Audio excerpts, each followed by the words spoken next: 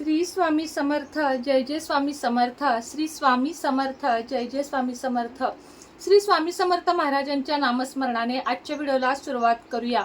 आज आहे 9 एप्रिल आणि 9 एप्रिल ते 15 एप्रिल हा गुरुचरित्र पारायण सप्ताह काळ असतो. मात्र सर्वांनाच गुरुचरित्र करणे शक्य नाही, अगदी मला सुद्धा नाही. कारण गुरुचरित्र हे खरं तर टेंबे स्वामींनी आपल्याला सगळ्यांना सांगितलेलं आहे की महिलांनी ते वाचू नये. मात्र आजकाल केंद्रात सगळेच जण वाचतात, त्यामुळे जे वाचत आहेत त्यांच्यासाठी अगदी माझ्याकडून सगळ्यांना नमस्कार. महाराजांपर्यंत माझाही नमस्कार पोचवावा. मात्र असे खूप जण आहेत ज्यांना सर्व नियम पाळून गुरुचरित्र काही कारणाने वाचता येत नाही. आत्ता मला सुद्धा काही कारणाने गुरुचरित्र ग्रंथाचे पारायण करता येत नाहीये.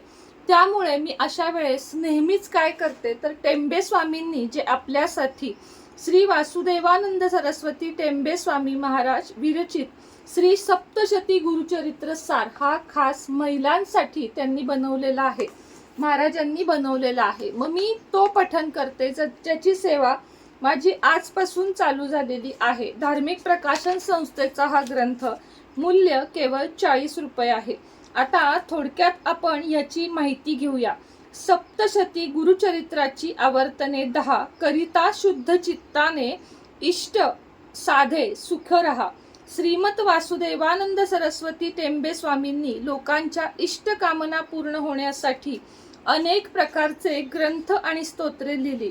त्यासाठी त्यांनी एक प्रश्नावली तयार केली. त्यात जी 18 सूचित साधने, त्यातील 8वे सूचित साधन या श्लोकाप्रमाणे आहे.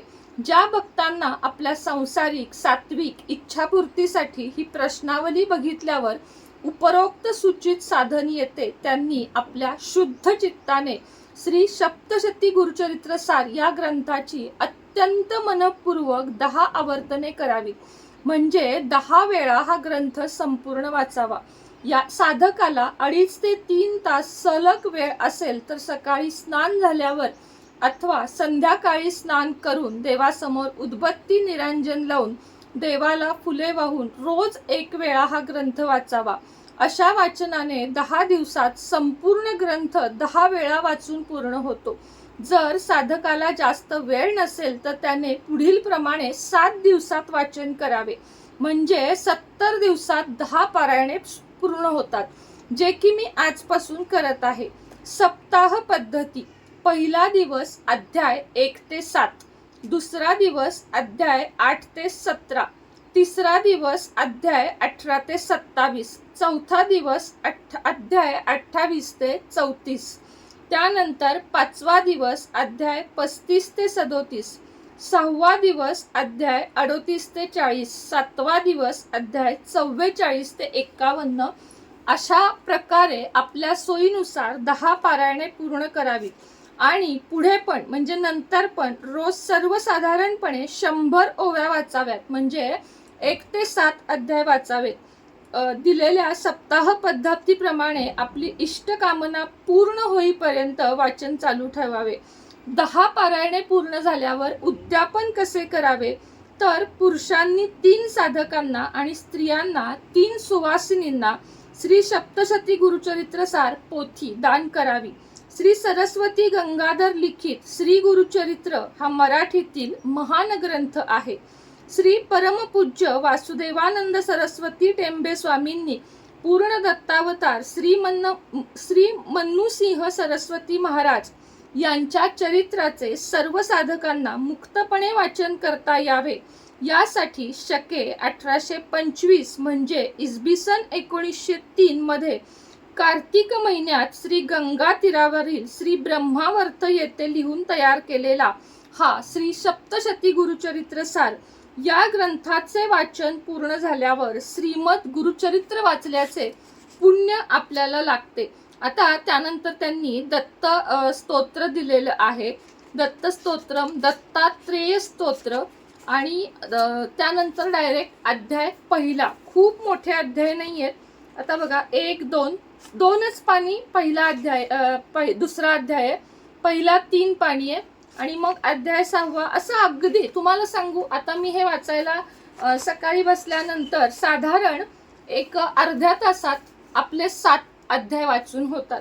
आणि गुरुचरित्राप्रमाणे ह्याला कोणत्याही अटी नियम नाहीयेत. कोणत्याही म्हणजे काय हे आधी आपण क्लिअर करूया. मांसाहार नाहीच करायचा, परान्न शक्यतो टाळायचे, पण मांसाहार पूर्ण टाळायचा. ब्रह्मचर्याचे कडक पालन करायचे. अंघोळ करूनच पारायणाला बसायचे. दत्त महाराज किंवा स्वामी समर्थ महाराजांना व्यवस्थित अभिषेक करून मगच तुपाचा दिवा, तेलाचा दिवा, कपाळी कुंकू, केस बांधलेले, पंजाबी ड्रेस, ओढणी सुद्धा, आता ओढणी मी वाचताना घेतली होती, आत्ता गरम होत आहे, तर अशा पद्धतीने वाचनास बसावे. तुम्हाला सांगते, या सप्तशती गुरुचरित्र सार, या तुम्ही महिला आहात तर तुम्ही सप्तशती गुरुचरित्र साराचे पठण करा. का सांगू का, यामध्ये आपल्याला महिला पुरुष असा भेद बिलकुलही करायचा नाहीये. पण महिलांना अशा अनेक अडचणी दररोजच्या जीवनात येतात की त्यामुळे गुरुचरित्रासारख्या पावन ग्रंथाचे आपण अपमान होऊ नये आपल्याकडून. जसं की बालकाने छोट्याशी केली तर आपल्याला ती धुवायला जावं लागतं, घरातल्यांचं ऐकावं लागतं, सेवा सुश्रूषा, आपले पिरियड, आपल्या अनेक गोष्टी अशा असतात स्त्रियांच्या ज्याच्यामुळे आपल्याला कंबरदुखी, पाठदुखी असे त्रास होतात, तासनतास बसणे. आणि ह्यातल्या गुरुचरित्रातल्या काही ओव्या अशा आहेत, इतक्या उच्च कोटीचे ते मंत्र आहेत की अंगातली उष्णता वाढून आपल्यावर त्याचे काही दुष्परिणाम सुद्धा होतात. आता याचा अर्थ गुरुचरित्र वाचतात त्या स्त्रियांना त्रास होत नाही, ताई आम्हाला काही होत नाही, ठीक आहे. मी तुम्हाला ह्याच्या मागचं शास्त्र सांगते, वाचू नका असं मी कुठंही म्हणत नाही. बिनधास्त वाचा, बिनधास्त पारायण करा. ज्यांना ते शक्य आहे, सूट होतंय, वेळ आहे, त्यांनी नक्की करा. पण ज्यांना वेळ नाही, खंत वाटते की आम्ही गुरुचरित्राचे ताई पारायण करू शकत नाही, त्यांनी एकदा हा ग्रंथ मी म्हणते म्हणून आणा. माझ्याकडे पण आहे, तुम्हाला हवा असेल तर नंबर माहिती आहे, त्याच्यावरून तुम्ही मागवा. कुठल्याही गुरुवारपासून सुरुवात करा. आणि तुम्हाला सांगते, आपण गादीवर झोपू शकतो, सगळं काहीही याला नियम नाही आहेत. कांदा लसूण खाऊ शकतो, फक्त मांसाहार आणि ब्रह्मचर्य हे 2 नियम पाळून तुम्ही एकदा या ग्रंथावर विश्वास ठेवा, मी सांगते म्हणून, आणि पारायण करून बघा. चला, आजच्या व्हिडिओमध्ये इतकंच. श्री स्वामी समर्थ.